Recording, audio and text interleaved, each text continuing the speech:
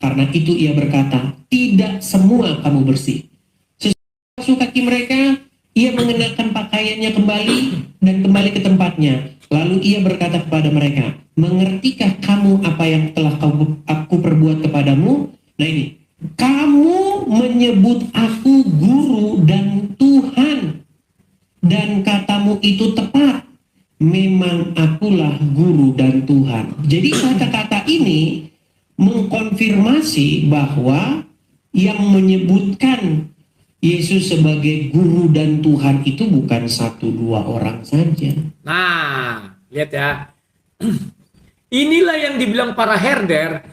Kalau Edis bilang, Yesus Tuhan kok katanya. Ya, betul. Karena mereka itu mengambil sepotong dan karena mereka itu hanya untuk membela si Edis tipu. Kalian juga sudah dengar, saya juga sudah dengar bahwa Edis mengatakan bahwa Yesus itu adalah Tuhan, diakui dikatakannya kepada 12 orang murid. Sudah ya.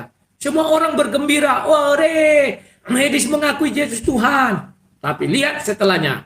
Saya tidak bohong, ya. Setelahnya kalian apa yang disampaikan oleh Edis, bersiaplah kalian. Kita dengar ya. Penyesat begini kawan, menyamar jadi malaikat terang. Pelan-pelan kalian disesatkan. Dengar baik-baik, saya nggak tambah, tidak kurangi. Cuma masalahnya begini, masalahnya. Nah, dia sudah mengatakan kalimat itu memiliki cuman. Kalimat itu memiliki ya. Ini kepada herder-herder, setidaknya kalian jadi K9 lah. Jangan herder bola, herder doang. Ya. Setidaknya kalian K9. Dia mengatakan ayat itu pakai cuman. Paham ya? Kita lihat apa cumannya. Ini biar kalian tahu kawan. Dia ini belum pantas menyandang apologet. Dia ini penghujat, bukan apologet. Ilmunya masih cetek. Ini nanti kalian bisa lihat di menit 246 ya. 246. Lihat, dengar ya. Pembaca-pembaca, terutama Anda dan juga orang-orang yang lain tidak mengerti Tuhan itu apa. Karena ini mereka ini nggak pakai bahasa Indonesia. Waktu mereka ngobrol ini pakai bahasa Indonesia nggak? Iya, lihat kan? Mulai jelas. Dia katanya ada masalah di situ. Oke? Apa ini kok lepas? Ya. Dia sudah mengakui di situ ada masalah. Kenapa katanya ketika Yesus mengucapkan itu bukan pakai bahasa Indonesia? Kan dungu orang ini kawan. Memang Bible itu bukan ucapan bahasa Indonesia. Itu kan diterjemahkan dalam bahasa Indonesia. Jadi kedunguan saya di sini kawan, perlahan dirubah otak kalian, dirubahnya pikiran kalian. Tidak kepada Yesus sebagai Tuhan lagi, tetapi Yesus sebagai Tuhan. Paham ya, bukan Tuhan tapi Tuhan. Paham? Oke. Sekarang kita lihat baik-baik. Padahal menjelaskannya gampang. Buka Lukas 2 ayat 11. Di situ dikatakan kurios. Oke. Tapi di situ dikatakan juru selamat.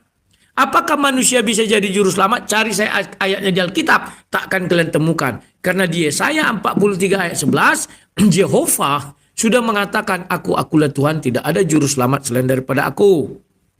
Paham ya? Kayak gini dulu aku jawab serius kawan. Tiba-tiba diserangnya apa? Oh Rudi, menjual anak Batak, menghabiskan bala. Pokoknya dijawabnya nanti buatnya video kayak gini. Gitu kalau berdebat kawan.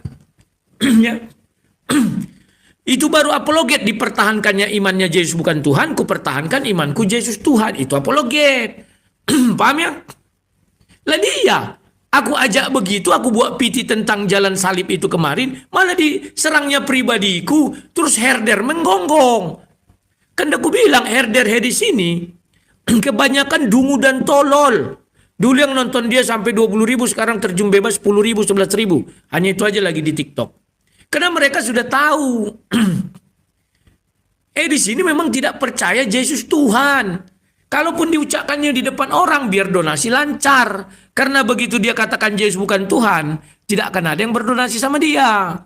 Tapi kalau dia WA saya, Yesus bukan Tuhan loh. Siapa yang mengatakan Yesus Tuhan adalah oneness. Sekarang kita lihat bibir licinnya bagaimana mengolah kata ini.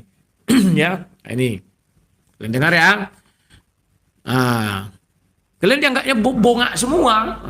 Enggak. Ini anggap bahasa Indonesia. Mereka ketika ngobrol itu pakai bahasa Aram. atau bahasa Syria, Aram, bahasa Aram.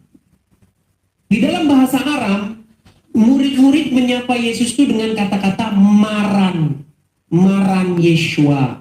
Kalau bahasa Jawanya itu Gusti Yesus. Kalau dalam bahasa Inggris, seandainya mereka orang Inggris, maka mereka akan memanggil Yesus dengan kata-kata My Lord.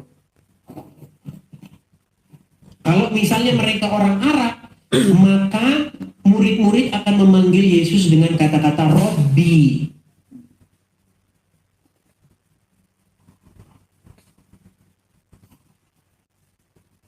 Ini yang tidak dimengerti. Makanya ketika kalian berkata Yesus itu Tuhan, bukan berarti Yesus itu Bapa di surga, tidak. Lihat ya, ciri-ciri sadis kalau mulai menipu, garuk kepala. Saya sudah amati kawan ini kalau buat video. Kalau dia udah berhenti dulu, mencari kata-kata yang tepat untuk menipu orang. Lihat itu, dia kan pakai kacamata ya. Coba dibukanya kacamatanya, pasti dia akan kelihatan nipu. Dia mulai garuk kepala, itu ciri-cirinya kawan. Apa yang mau ku bilang ini, garuk kepala. Ada yang bilang kamu nggak tahu bahasa asli, aduh. Sejak kapan Injil ditulis dalam bahasa Aram? Tunjukkanlah sama saya. Makanya pakai otak kalian. Karena pada saat itu pusat kebudayaan itu orang-orang Yunani dulu kan, ilmuwan-ilmuwan itu kan dari Yunani, cerdik pandai. Sudah. Pusat daripada pemerintahan di situ di Yerusalem, orang berkumpul di Yerusalem. Makanya yang dicatat itu ketika Yesus datang ke Yerusalem. Dia di Nazaret itu catatannya sedikit. Tidak pergi orang ahli-ahli itu ke sana mencatat loh. Makanya ditulis dalam bahasa Yunani. Paham ya? Oke? Terima kasih, user. Nah, inilah teknik-teknik iblis. Kan dibilang, sekiranya dia bisa menyesatkan orang, dia menyamar jadi malaikat terang. Pertama, diakunya Yesus Tuhan. Licik ya. Ya, tetapi di sana ada permasalahan. Berarti si Edis ini mengatakan ketuhanan Yesus itu bermasalah.